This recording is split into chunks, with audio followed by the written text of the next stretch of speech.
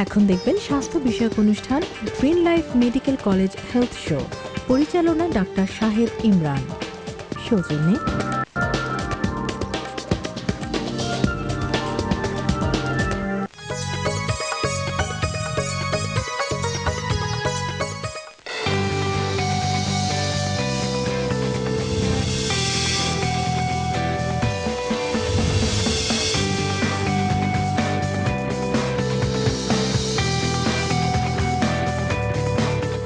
প্রিয় দর্শক, স্বাগত জানাচ্ছি স্বাস্থ্য বিষয়ক এটিএন বাংলার নিয়মিত ম্যাগাজিন অনুষ্ঠান গ্রিন লাইফ মেডিকেল কলেজ হাসপাতাল হেলথ শোতে। পুরো অনুষ্ঠান জুড়েই আপনাদের সাথে আছি আমি ডাক্তার সানজিদা হুদা শ্যামা। আর আমাদের আজকের এই অনুষ্ঠানের রেডিও পার্টনার হিসেবে আছে এবিসি রেডিও।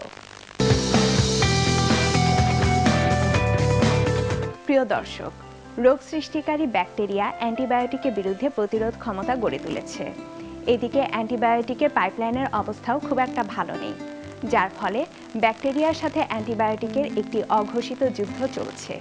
চলুন দর্শক, এবারে আমরা অ্যান্টিবায়োটিক রেজিস্ট্যান্সের কারণ এবং এর ভয়াবহতা সম্পর্কে কিছু জেনে আসি। 1928 সালে আলেকজান্ডার ফ্লেমিং পেনিসিলিন আবিষ্কার করে চিকিৎসা জগতে যে তুমুল পরিবর্তন এনেছিলেন তা যেন এখন অনেকটাই ফ্র্যাঙ্কেস্টাইন হয়ে উঠেছে।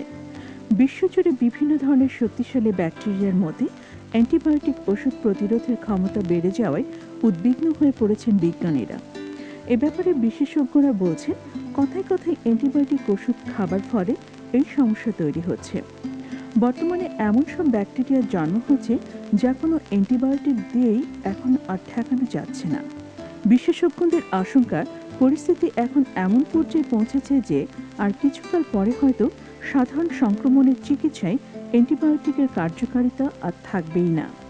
বিভিন্ন ব্যাকটেরিয়ার বিরুদ্ধে অ্যান্টিবায়োটিকের অকার্যকারিতার মাত্রা কতটা ভয়াবহ পর্যায়ে পৌঁছাচ্ছে, ইংল্যান্ডের প্রধান স্বাস্থ্য কর্মকর্তার একটি মন্তব্যেই তা পরিষ্কার হয়ে যায়।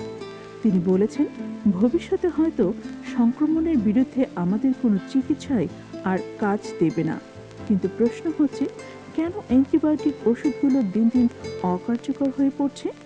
একটা কারণ হচ্ছে, সব ব্যাকটেরিয়া অ্যান্টিবায়োটিকে মরে না। অনেকেই বেঁচে যায় এবং অনেক ক্ষেত্রে অবিশ্বাস্য গতিতে বাড়তে থাকে। আরেকটি প্রধান কারণ হচ্ছে অ্যান্টিবায়োটিকের যথেচ্ছা ব্যবহার। বেশি বেশি ব্যবহারে ব্যাকটেরিয়া এক ধরনের রেজিস্ট্যান্স বা প্রতিরোধ তৈরি করে ফেলে। বিশেষজ্ঞরা ভয় পাচ্ছেন অ্যান্টিবায়োটিকের এই যথেচ্ছা ব্যবহার বিপজ্জনক পর্যায়ে চলে গেছে। ছোটখাটো সংক্রমণ ঠেকাতেও অ্যান্টিবায়োটিক দেওয়া হচ্ছে, যেটা কোনোভাবেই উচিত নয়। আবার অনেক ক্ষেত্রে ওষুধের পুরো ডোজ না খাওয়াই ব্যাকটেরিয়া প্রতিরোধ করে তুলছে। পরিস্থিতি দিন দিন এতটাই খারাপ হচ্ছে যে অনেক বিশেষজ্ঞের আশঙ্কা, অনেক রোগ যেটা একসময় সহজে অ্যান্টিবায়োটিক দিয়ে চিকিৎসা করা যেত তা হয়তো আর করা যাবে না। যেমন যৌনরোগ, গনোরিয়া চিকিৎসায় অনেক অ্যান্টিবায়োটিক আগের মতো কাজ করছে না বলে প্রমাণ পাওয়া যাচ্ছে। যক্ষ্মা চিকিৎসায় সমস্যা দেখা দিয়েছে, নতুন ধরনের অ্যান্টিবায়োটিক প্রতিরোধক যক্ষ্মার ব্যাকটেরিয়ার সন্ধান মিলছে। তাই আমাদের সবাইকে এখন থেকে অ্যান্টিবায়োটিকের যথেচ্ছা ব্যবহারে সরব হতে হবে সচেতন। প্রিয় দর্শক, এবারে থাকছে আমাদের নিয়মিত আয়োজন বিশেষজ্ঞ মতামত পর্ব। চলুন দর্শক, দেখে আসি কি পরামর্শ থাকছে এই পর্বে আপনাদের জন্য। সুপ্রিয় দর্শক মণ্ডলী, আমন্ত্রণ জানাচ্ছি হেলথ শো এর বিশেষজ্ঞ মতামত পর্বে। আমি আছি ডাক্তার শাহেদ ইমরান। আজকে আমরা আলোচনা করব কোমর ও হাঁটুর ব্যথা, তার কারণ এবং চিকিৎসা নিয়ে। দর্শক মণ্ডলী, আজকে আলোচনা করবার জন্য আমাদের স্টুডিওতে উপস্থিত আছেন holy family red crescent medical college হাসপাতালের অর্থোপেডিক ডিপার্টমেন্টের সহকারী অধ্যাপক ডাক্তার মোহাম্মদ সাইফুল ইসলাম সাইফ। স্যার, আজকে আমন্ত্রণ জানাচ্ছি আমাদের স্টুডিওতে। আজকে আমরা হাঁটুর ব্যথার এবং কোমরের ব্যথার কারণ এবং তার চিকিৎসা নিয়ে আলোচনা করব। প্রথমেই আমরা জানতে চাইব কি কি কারণে আসলে এ ধরনের রোগ হয়। ধন্যবাদ আপনার এই সুন্দর প্রশ্নের জন্য। সাধারণত হাঁটু এবং কোমরের ব্যথা অনেকটা কাছাকাছি। তো যখন একটা পেশেন্ট আমাদের কাছে আসে, একজন রোগী আমাদের কাছে আসে হাঁটু এবং কোমর ব্যথা নিয়ে, তখন তাদের আসলে কয়েকটা জিনিসকে ডিফারেন্সিয়েট, আলাদা করতে হয়। সেটা হলো যে কিছু ব্যথা আছে যেই ব্যথাগুলো তাদের বয়সের জন্য হয়, কিছু ব্যথা আছে যেই ব্যথাগুলা তাদের কী রকম, তারা কি ধরনের কাজ করতেছে তার উপর নির্ভর করে হয়। আর কিছু ব্যথা আছে সেটা কনজেনিটাল, অর্থাৎ তার জন্মগতভাবে অনেক কিছু হতে পারে, সেই কারণে ব্যথা হতে পারে। তো দেখা যায় যে যখন একটা পেশেন্ট বা একজন রোগী যখন আমাদের কাছে আসেন, তখন যাদের বয়স কিছুটা কম তাদের দেখা যায় যে কাজের ধরন, অনেক সময় দেখা যাচ্ছে তারা ভারী কোনো জিনিস তুলে সবসময় এই ধরনের কাজ করে, বা অনেক সময় দেখা যায় যে তারা যেইভাবে দীর্ঘক্ষণ বসে থাকে বা যেভাবে বসে থাকে বসার ধরনের জন্য হতে পারে। অনেক সময় দেখা যায় যে তারা নিচে বসে অনেক কাজকর্ম করতেছে, এই বসার কারণে হতে পারে। আবার অনেক সময় দেখা যায় তাদের ডিজিজ কন্ডিশন, অর্থাৎ অন্য কোনো শরীরে অন্য কোনো অসুখ আছে, লাইক টিউবারকুলোসিস মানে টিবি বা অন্য কোনো অসুখ, এগুলোর কারণে হতে পারে। এবং সবচেয়ে বড় কথা যেটা, যে অনেক সময় দেখা যায় অ্যাক্সিডেন্টাল কজ, অর্থাৎ সে কোনো যানবাহনে যাতায়াত করতেছে, সেই অবস্থায় তার ঝাঁকুনি বা কোনো রকমের মাইনর ট্রমা বা অ্যাক্সিডেন্ট, এইসবের কারণেও দেখা যায় যে তার কোনো একটা জায়গায়, যে অনেক সময় বলি যে একটা জায়গায় ইন বিটুইন টু ভার্টিব্রা, দুইটা হাড্ডির মাঝখানে যে নরম জেলির মতো জিনিস থাকে, ওইটা অনেক সময় বের হয়ে যায়, ডিস্ক প্রলাপস, সেই কারণে তার পেইন হতে পারে। তো কোমর ব্যথাটার কারণেই দেখা যায় যে অনেক সময় সেটা রেডিয়েট করে, অর্থাৎ সেটা ছড়িয়ে পড়ে হাঁটু পর্যন্ত। তো অনেক সময় রোগী বুঝতে পারে না যে এটা হাঁটুর ব্যথা না কোমরের ব্যথা। আবার ঠিক একই রকম হাঁটুতে দেখা যায় যে দীর্ঘক্ষণ দাঁড়িয়ে কাজ করতেছে বা দীর্ঘক্ষণ মাটিতে বসে কাজ করতেছে, বা দেখা যাচ্ছে যে খেলাধুলা করছে, খেলাধুলা করে অতীতে কোনো কারণে ব্যথা পেয়েছে, সেটা হয়তো ঠিক মতো প্রাইমারিলি সে চিকিৎসা পায় নাই, সেটার কারণে দেখা যায় যে তার বয়সন্ধিকালে বা আরেকটু বেশি বয়স হলে তখন তার ব্যথা হয়। এবং একটু বাল্কি মোটা যদি কোনো ওজন বেশি থাকে, দেখা যায় যে আমাদের বডি ওয়েট যেটা সেটা 2 পা দিয়ে নামে, তো একটা পা দিয়ে 50% ওয়েট মাটিতে নামে, তো দেখা যায় যে সেইখানে একটা প্রেশারের কারণে একটা দুইটা জয়েন্টের মাঝখানে যে নরম জেলির মতো জিনিস থাকে সেটা হয়তো ক্ষয় হয়ে যায়, অস্টিওআর্থ্রাইটিস, সেটার কারণে পেইন হয়। সেক্ষেত্রে আমাদের আর্থসামাজিক প্রেক্ষাপট থেকে যদি আমি বিবেচনা করি, পেশাগত কারণে তো যদি আপনার কোনো প্রতিবন্ধকতা তৈরি হয় বা তার ব্যথাটা কিংবা কোনো ডিজিজের কারণে যদি হয়ে থাকে, সেক্ষেত্রে কি আপনি বলবেন যে তার ওই পেশার পরিবর্তন করতে, কিংবা আপনাদের উপদেশ এক্ষেত্রে কীরকম হবে? আসলে প্রশ্নটা যথেষ্টই ভালো এবং মানে যুগ উপযোগী, এই কারণে যে একজন ভদ্রলোক একটা ফ্যামিলির একজন ভদ্রলোক সেই উপার্জনক্ষম ব্যক্তি, তারই লো ব্যাক পেইন হলো, হ্যাঁ, তো সেই লো ব্যাক পেইনটা যখন নিয়ে আসে, তখন তার আর্থসামাজিক অবস্থা আমার চিন্তা করতে হবে যে তাকে আমি কয়টা পরীক্ষা করাইতে পারবো, কোন পরীক্ষাটা করলে আমি অ্যাকুরেটলি তার ডায়াগনোসিসটা করতে পারবো। তো দেখা যায় যে আমরা অনেক সময় এক্সরে করলে দেখতে পাই যে একটা হাড্ডির উপর দিয়ে নড়ে গেছে, স্পন্ডাইলোলিস্থেসিস, এটা এক্সরেতেই বোঝা যায়। কিন্তু কিছু কিছু জায়গা আছে, যেমন আমরা তাকে প্রথমে আমাদের যে প্ল্যান অফ ট্রিটমেন্ট বা প্ল্যান অফ ম্যানেজমেন্ট যেটা, সেটা হলো যে আমরা একজন পেশেন্ট আসলে তার কাছ থেকে তাদের সমস্ত কথা শোনার চেষ্টা করি, যাতে পিন পয়েন্ট ডায়াগনোসিসে পৌঁছানো যায়। তো সেইটা থেকে আমরা তার কি ডায়াগনোসিস হবে, তার অসুখটা কেন, তার ব্যথাটা কেন, কোত্থেকে আসছে, সেটা বের করার চেষ্টা করি। সাবসিকুয়েন্টলি তাকে কিছু চিকিৎসা দেই, 7 দিন 14 দিন 3 সপ্তাহের এরকম একটা চিকিৎসাপত্র দিই। তারপরে যদি তার ব্যথাটা ইমপ্রুভ না করে, সেই ক্ষেত্রে আমরা we go for next investigation. এখন যেসব আমাদের ডিজিটালাইজড বা যেসব ইনভেস্টিগেশন আসছে, এর মধ্যে একটা হলো ম্যাগনেটিক রেজোনেন্স ইমেজিং, এমআরআই। তো আমরা তখন তাকে, যদিও এটা একটা ব্যয়বহুল চিকিৎসা, এমআরআই করতে দেই। তারা আর্থসামাজিক অবস্থার প্রেক্ষাপটে যদি সে এমআরআইটা করতে পারে, তাহলে হয়তো আমরা আমাদের পিন পয়েন্ট ডায়াগনোসিসে পৌঁছাতে পারি যে তার প্রোলাপস লাম্বার ইন্টারভার্টিব্রাল ডিস্ক হয়েছে, অর কি তার স্পন্ডাইলোলিস্থেসিস হয়েছে, অর কি তার কোনো ম্যালিগন্যান্সি আছে, কিংবা তার টিউবারকুলোসিস আছে, মানে টিবি আছে কিনা, কোনো তার ক্যান্সার বা অন্য কিছু ম্যালিগন্যান্সি আছে কিনা। কারণ একটু বয়সন্ধিকালে দেখা যায় যে শরীরের অন্য কোনো জায়গায় যদি কোনো ক্যান্সার বন্য কিছু থাকে, সেটা আস্তে আস্তে এসে ব্লাডের মাধ্যমে আসে, তো লিম্ফ ব্লাডে ছড়িয়ে পড়ে, দেখা যায় স্পাইনে ছড়িয়ে পড়ে, এইটাও ব্যথার একটা কারণ হতে পারে। তো আলটিমেটলি আর্থসামাজিক দিক বিবেচনা করে রোগীর চিকিৎসা করা আমাদের দেশে একটু কঠিন হয়ে যায়। তারপর আমরা চেষ্টা করি যে বলে যে আপনি ওষুধ তো খাবেনই, এর পাশাপাশি আপনার এই কাজগুলো আপনি একেবারেই করতে পারবেন না, যেমন নিচে বসতে পারবেন না, নিচু হয়ে ভারী কোনো জিনিস তুলতে পারবেন না, একটি কমোডে বসার চেষ্টা করবেন সবসময় আপনার প্রয়োজনীয় কাজকর্ম করার জন্য। আর যদি কমোড না থাকে, তাহলে একটা কমোডের টাইপের চেয়ার পাওয়া যায়, সেগুলো অন্তত আপনি ম্যানেজ করেও আপনি নিয়ম কানুনগুলো মেনে চলবেন সবসময়, সেটা বলার চেষ্টা করি। এতে অনেক সময় ব্যথাটা বেশ কমে যায়। আমরা তো জানি আপনি দীর্ঘদিন থেকে বাংলাদেশে অর্থোপ্লাস্টি এবং অর্থোপেডিক সার্জারিতে কাজ করছেন। তো আপনারা এ ধরনের রোগীদেরকে হাঁটু ব্যথা এবং কোমর ব্যথা বা এখানে যখন ডায়াগনোসিস করলেন রোগটি, তারপরে কি ধরনের চিকিৎসা আসলে দিয়ে থাকেন? ধন্যবাদ আপনার প্রশ্নের জন্য। যেহেতু আর্থোপ্লাস্টি শব্দটা আপনি ব্যবহার করলেন, আর্থোপ্লাস্টিটা রিপ্লেসমেন্ট সার্জারি আমরা যেটা বলি, সেটা হলো যে কোমর, হাঁটু, এলবো জয়েন্ট এবং শোল্ডার জয়েন্ট, এটা রিপ্লেসমেন্ট সার্জারি করা, অর্থাৎ আর্টিফিশিয়াল জয়েন্ট লাগানো। এই টেকনোলজিটা আসলে লাস্ট 10 to 15 ইয়ার্স আমাদের দেশে আস্তে আস্তে এটা বিস্তার লাভ করতেছে, এবং আমাদের দেশের সার্বিক চিকিৎসা ব্যবস্থা, বিশেষ করে orthopaedic surgery, spine surgery, arthroplasty, replacement surgery, এগুলা এমনভাবে আস্তে আস্তে বিস্তার লাভ করতেছে যে আমাদের কোনো একটা রোগীকে এখন খুব বেশি প্রয়োজন না হলে, কারো যদি নিজের প্রয়োজন না হয়, দেশের বাইরে যাওয়ার কোনো প্রয়োজন নাই, তারপরে অনেকে দেখা যায় যে যায়। তো যেই কথাটা বলছিলাম সেটা হলো যে হাঁটু ব্যথা বা কোমর ব্যথা কিংবা তার পিছনে back pain, lower back pain, এগুলো হলে অনেক সময় দেখা যায়, আমি একটা এক্সাম্পল দিই, একটা পেশেন্ট স্পেন থেকে আমার কাছে আসছিল। সেই পেশেন্টটা বাংলাদেশি, সে স্পেনে দীর্ঘদিন থাকে, স্পেনে অনেকদিন চিকিৎসা নিচ্ছে, তার কোমর ব্যথা। সে কোমর ব্যথার কজ ওরা এমআরআই অনেক কিছু করেছে, কিন্তু কোমর ব্যথার কারণটা তারা খুঁজে পায়নি। তো যে কোনো কারণেই হোক, তার কাছ থেকে দীর্ঘক্ষণ একটা হিস্ট্রি নিয়ে যেটা বোঝা গেল যে তার কোমর ব্যথাটার অন্য কোনো কজ থাকতে পারে। আমি তাকে একটা সিম্পল এক্সরে করালাম, প্লেন এক্সরে পেলভিস, একটা এপি ভিউ করালাম, এন্ট্রোপোস্টের ভিউ। সেখানে দেখলাম তার osteo arthritis of the femoral head, অর্থাৎ অস্থিসন্ধি যেটা, কোমরের যে অস্থিসন্ধি যেটা, হিপ জয়েন্ট যেটাকে আমরা বলি, সেই হিপ জয়েন্টের এই একটা যে বড় যে হাড় আছে যেটাকে ফিমার আমরা বলি, তার হেড যেটা থাকে, হেডের উপর একটা কার্টিলেজ থাকে, সেই কার্টিলেজটা ইরোশন হয়ে আস্তে আস্তে তার যে কাজটা, আমি পরে তাকে জিজ্ঞেস করলাম, সে নিচে বসে সবসময় কাজ করে, ভারী জিনিস সবসময় তোলে, নিচে বসে সবসময় কাজ করে, এবং সে বিভিন্ন সময় বিভিন্ন টুকটাক ওষুধপত্র খায়, যেই ওষুধপত্রগুলো হয়তো তার ওই সময়ের ডায়াগনোসিস না করে দেওয়া উচিত ছিল না, স্টেরয়েড বা এই টাইপের ওষুধ ব্যথা কমানোর জন্য। তো সেগুলো খাওয়ার কারণে তার যেই ফিমার যে বোনসটা, সেই বোনসটার হেডটা নষ্ট হয়ে গেছে। আলটিমেটলি একটা জয়েন্টের যদি এই হেডটা নষ্ট হয়ে যায়, তো এটা মুভমেন্ট হবে না, মুভমেন্ট রেস্ট্রিক্ট হয়ে যাবে।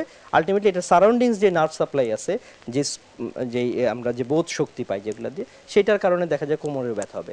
তো সবাই ওই কোমরের ব্যথা চিন্তা করতে করতে কোমর নিয়েই সবাই ব্যস্ত ছিল, কারো ওই পেলভিস বা হিপ জয়েন্ট নিয়ে কারো মাথায় আসে নাই। তো আলটিমেটলি যখন আমি সেটা পেলাম ডায়াগনোসিস, তো এমআরআই করে তার গ্রেডিং দেখলাম, গ্রেড 1 ও গ্রেড 2 ও গ্রেড 3 ও গ্রেড 4। তো যে দেখলাম গ্রেড 3, তো সেই সময় আমরা তাকে স্পেশালি আমি তাকে রিপ্লেসমেন্ট সার্জারি, হিপ জয়েন্ট, এটা টোটাল হিপ আর্থোপ্লাস্টি আমরা বলি, বোথ অ্যাসিটাবুলাম যে কাপটা থাকে এবং হেড দুইটাকেই রিপ্লেস করে আমরা আর্টিফিশিয়াল জয়েন্ট আমি লাগিয়ে দিলাম। Now he is very good, he is doing his all sorts of job, সে তার কাজকর্ম করে গেছে এবং মাঝখানে এসে সে দেখাও করে গেছে। মানে আমরা যেটাকে আসলে হিপ রিপ্লেসমেন্ট সার্জারি বলি, খুব সফিস্টিকেটেড একটা সার্জারি। Yes, sophisticated surgery. অবশ্যই স্যার, আমরা আশাবাদী আপনি এই ধরনের কাজ আরো করে যান। ধন্যবাদ স্যার, অনেক গুরুত্বপূর্ণ তথ্য আমরা পেয়ে গেছি। দর্শক মণ্ডলী, আপনারা অত্যন্ত গুরুত্বপূর্ণ কিছু আলোচনা শুনলেন, আশা করি আপনারা উপকৃত হবেন। আপনারা সুস্থ থাকুন, ভালো থাকুন, দেখতে থাকুন হেলথ। ডাক্তারদের এখন ওটি টেবিলে অপারেশনে সাহায্য করেন রোবট, এদেরকে আবার আদর করে ডাকা হয় রোবট ডাক্তার। এখন এইসব রোবট ডাক্তারদের কাজকর্ম নিয়েই তৈরি হয়েছে আমাদের এই তথ্যচিত্র। অপারেশন টেবিলে 30 সেন্টিমিটার লম্বা পাতলা এক রোবট একটু একটু করে রোগীর শরীরে ঢুকছে, তারপর যকৃতের পাশে গিয়ে একটু থেমে আবার চলা শুরু করে রোবটটি। গন্তব্য যকৃতের ভেতরে টিউমার। শেষমেশ টিউমারটি নিরাপদে অপারেশন করে বাঁচিয়ে তোলে রোগীকে। হ্যাঁ, বলছি মেডিকেল রোবটের কথা। সম্প্রতি টিউমার অপারেশন ও ক্যান্সার নিরাময়ের জন্য এমন উদ্ভাবনী এক রোবট তৈরি করে পৃথিবীকে চমকে দিয়েছে ব্রিস্টলের ওসি রোবোটিক্স নামের রোবট উৎপাদনকারী প্রতিষ্ঠানের গবেষকরা। ইউনিভার্সিটি অব লিডসে অনুষ্ঠিত অনকোলজিক্যাল ইঞ্জিনিয়ারিং বিষয়ক এক কনফারেন্সে এর রোবট চিকিৎসকের দেখা পাওয়া যায়। ব্রিটেনের ক্যান্সার রিসার্চ ইউকের গবেষক সাফিয়া দানবী চিকিৎসা সহায়ক এসব রোবট প্রযুক্তি সম্পর্কে বিবিসি নিউজকে জানান, সার্জারির নিত্য নতুন এসব প্রযুক্তি দারুণ কার্যকর। এসব প্রযুক্তির ব্যবহারের মধ্য দিয়েই চিকিৎসা বিজ্ঞানে নতুন দিগন্ত উন্মোচিত হচ্ছে। ভবিষ্যতে ক্যান্সার নিরাময়ে এ ধরনের প্রযুক্তি গুরুত্বপূর্ণ ভূমিকা রাখবে বলে এই গবেষকের বিশ্বাস। ভবিষ্যতে এসব রোবটের ব্যবহার আরও বাড়বে বলেই তিনি মনে করেন, কেননা রোবটের সাহায্যে এমন সব সূক্ষ্ম কাজ করা যায় যা সাধারণভাবে হাতে করা যায় না। তিনি তার অভিজ্ঞতা থেকে বলেন, চিকিৎসা ক্ষেত্রে রোবটের আকার ছোট হয়ে এলেও এসব রোবটের সক্ষমতা দিন দিন বেড়েই চলেছে। ফলে এসব রোবটের ব্যবহার ক্রমে আরও জনপ্রিয় হয়ে উঠছে। বর্তমানে চিকিৎসা ক্ষেত্রে ব্যবহৃত রোবটগুলো শুধুমাত্র কেবলের মাধ্যমে নিয়ন্ত্রণ করা যায়, তবে খুব শিগগিরই এমন ধরনের রোবট আসছে যেগুলো দূর থেকে নিয়ন্ত্রণ করা যাবে। উদাহরণস্বরূপ $2.2 মিলিয়ন দামের সার্জিক্যাল রোবট দ্য ভিঞ্চির কথাই বলা যায়, যেটাতে পৃথিবীর বিভিন্ন দেশের হাসপাতালে এরই মধ্যে সার্জারির কাজ শুরু হয়েছে। তবে এসব রোবোটিক সার্জারিতে একজন বিশেষজ্ঞ ডাক্তার কিন্তু সবসময় রোবট তদারকিতে ব্যস্ত থাকেন। প্রিয় দর্শক, এবারে আমাদের নিয়মিত আয়োজন বিশেষজ্ঞ মতামত পর্ব। আমাদের আজকের এই পর্বে ত্বকের বলিরেখা সম্পর্কে বলবেন ডাক্তার শেহরিন এম হক। প্রিয় দর্শক, গ্রিন লাইফ মেডিকেল কলেজ হাসপাতাল হেলথ শোয়ের বিশেষজ্ঞ মতামত পর্বে স্বাগত জানাচ্ছি আমি ডাক্তার এস এম নিয়াজ মাওলা। আজ আমাদের মাঝে উপস্থিত আছেন ত্বক কসমেটো লেজার পয়েন্টের সিইও এবং বিশিষ্ট চর্মরোগ বিশেষজ্ঞ এবং laser surgeon doctor Shehrin M Haque. আমরা এখন তার সাথে কথা বলবো। কেমন আছেন আপা? ভালো, আপনি? আমিও ভালো আছি। আচ্ছা, আমাদের কাছে অনেক রোগী আসেন, আপনাদের কাছেও আসেন আমরা জানি, ত্বকের বলিরেখার সমস্যা নিয়ে, এবং এটি এই মুহূর্তে আমাদের দেশের গ্রোয়িং পিপল যারা, বিশেষ করে নারীদের এটা বিশাল বড় সমস্যা। আপা, আপনি একটু বলবেন আমাদেরকে ত্বকের বলিরেখা বলতে কি বোঝায় বা এই জিনিসটা আসলে কি? আসলে ত্বকের বলিরেখাটা এখন আসলে অনেক ম্যাক্সিমাম মানুষেরই একটা কোয়েশ্চেন যে আমার বয়সের বলিরেখা পড়ে যাচ্ছে, এটা কি একটু আর্লি পড়ছে? তো বলিরেখাটা কি আমি সহজ বাংলায় বলে দিচ্ছি। বলিরেখাটা হচ্ছে আমাদের বয়সের সাথে সাথে আমাদের শরীরের যে লেয়ারগুলো থাকে স্কিনের, ডিপার লেয়ারটা পাতলা হয়ে যায়। পাতলা হওয়ার সাথে সাথে তার পানি ধারণ ক্ষমতাটা কমে যায়, অয়েলি ভাবটা অনেক অংশে কমে যায়। এর সাথে সাথে শরীরের যে প্রোটিনটা, যেটা আমাদের তারুণ্যদীপ্ত স্কিনটাকে ধরে রাখে, ওই প্রোটিনটাও কমে যেতে থাকে। আস্তে আস্তে শরীরের মেইনলি সেন্সিটিভ এরিয়া যেটা আমাদের ফেসটাতে এফেক্ট করে, তখন ফেসে বলিরেখাগুলো পড়ে যায়। মানে এটা কি দাগ পড়ে নাকি এটা লুজ হয়ে যায় স্কিনটা? স্কিনের এলাস্টিসিটি, যে প্রোটিনটার কথা বললাম, প্রোটিনটার নাম হচ্ছে কোলাজেন। এই কোলাজেনটাই আমাদেরকে টোনিং করে। তো কোলাজেনটা ইলাস্টিসিটিটাও মেনটেন করে, যেটা আপনি বললেন যে ঝুলে যায় না দাগ পড়ে যায়। ইলাস্টিসিটিটা যখন কমে যায় তখন চামড়াটা ঝুলেও যায়, সাথে সাথে দাগটাও পড়ে যায়, because of lacking of that collagen protein. এবং পানির স্বল্পতার কারণে স্কিনটা ডিহাইড্রেটেড হয়ে যায়, শুষ্ক থাকে। শুষ্কতার কারণে দেখা যাচ্ছে দাগও পড়ে যাচ্ছে। এই প্রবলেমটা কাদের বেশি হতে পারে বা কারা এই ধরনের সমস্যা নিয়ে আপনাদের কাছে বেশি আসে? বয়সের দিক থেকে যদি চিন্তা করি, বয়স্ক রোগীদেরই বেশি হয়। তবে ইদানিং আমি আমার ক্লিনিকে যেটা ফেস করছি, পেশেন্টের কমপ্লেন হচ্ছে, ম্যাডাম আমার বয়সের তুলনায় আমার বয়স বেড়ে গেছে। তো এর কারণ হিসেবে আমি যেটা মনে করছি যে অনেকে কিন্তু এটাতে জেনেটিক ফ্যাক্টর কাজ করে। অনেকের প্যারেন্টাল, বাবা মা আত্মীয় স্বজন, এদের বয়সে বলিরেখা পড়ে গেছে আগে, বাট এটার পার্সেন্টেজ খুব কম, 3 থেকে 5%। বাকি যেটা আমি বলবো, আমাদের লাইফস্টাইল। এখনকার সময় এই অ্যাডভান্সড স্ট্রেসফুল লাইফে সকাল থেকে রাত পর্যন্ত যেই পরিমাণ প্রেশার যায়, এতে দেখা যায় যে, এবং আমাদের এনভায়রনমেন্টাল পলিউশন, পরিবেশগত যে পলিউশনগুলো, নট অনলি দ্যাট, আমাদের ফুড হ্যাবিট, আমরা চাইলেও ফরমালিন ছাড়া খাদ্য খেতে পারছি না, অল দিস থিংস। তারপর আমাদের পানি, মেজর ফ্যাক্টর, পানি খাওয়াটা দেখা যাচ্ছে আমাদের ডেইলি লাইফস্টাইলটা অনেকখানি ইনভলভ আসলে। ডেইলি পানি খাওয়া, টাইমলি ঘুম, স্ট্রেস, এই জিনিসগুলো। লাস্ট বাট নট লিস্ট আমি বলবো যে আমাদের সূর্যের রশ্মি, ইটস ভেরি হার্মফুল। এখন আমার অনেক পেশেন্টই বলে যে, ম্যাডাম আমি তো রোদে যাই না, আমি তো বের হই না, বাট সূর্যের আলট্রাভায়োলেট এ, আলট্রাভায়োলেট বি, তারপরে কিন্তু কিছু রশ্মি থাকে যেগুলো অটোমেটিক্যালি আমাদের কারের উইন্ডো দিয়ে বা বাসার উইন্ডো দিয়েও প্রবেশ করে। সো এখন অল ওভার দ্য ওয়ার্ল্ড এটা একটা প্র্যাকটিস যে দিনের বেলায় to slow down the ageing process. এইজিংকে তো আমরা বন্ধ করতে পারবো না বয়সকে, বাট এটাকে স্লো করার জন্য ব্রড স্পেকট্রাম সানব্লক লোশন, এটা আমাদেরকে ময়শ্চারাইজেশনও দিবে এবং বয়সকে অবশ্যই, বয়সের বলিরেখাগুলোকে প্রিভেন্ট করবে। যে কোনো রোগেরই মানে প্রতিরোধটা আগে প্রয়োজন। আপনি তো আপনার প্রতিরোধের কথা বললেন লোশনের মাধ্যমে। যদি কারো বলিরেখা হয়ে যায়, সেক্ষেত্রে আপনারা কি ধরনের চিকিৎসা দিয়ে থাকেন? Good question. বলিরেখা হয়ে যায় তখন যেটা আমি করে থাকি, নর্মালি আমরা তো খালি চোখে দেখতে পাই, সেটা একটা আর আমি যেটা করে থাকি স্কিন অ্যানালাইজার মেশিন দিয়ে স্কিনটা চেক আপ করি। স্কিন অ্যানালাইজার দিয়ে according to the age, suppose পেশেন্টের বয়স 35 অনুযায়ী তার বলিরেখা পড়েছে লেস দেন 30%, তখন আমরা খুব মাইনর একটা ট্রিটমেন্ট দিই। যেমন আমি তার লাইফস্টাইলের উপর বেশি এমফেসাইজ করি, যেমন যে আপনি সকাল থেকে প্রচুর পানি খাবেন, জিম করবেন। জিমটা আমাদের প্রত্যেকটা মানুষের জন্য প্রয়োজন। কেন?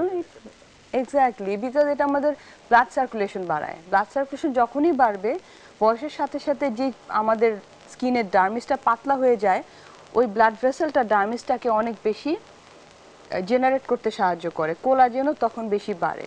So exercise, regular lifestyle, good food, antioxidant কী কী হতে পারে?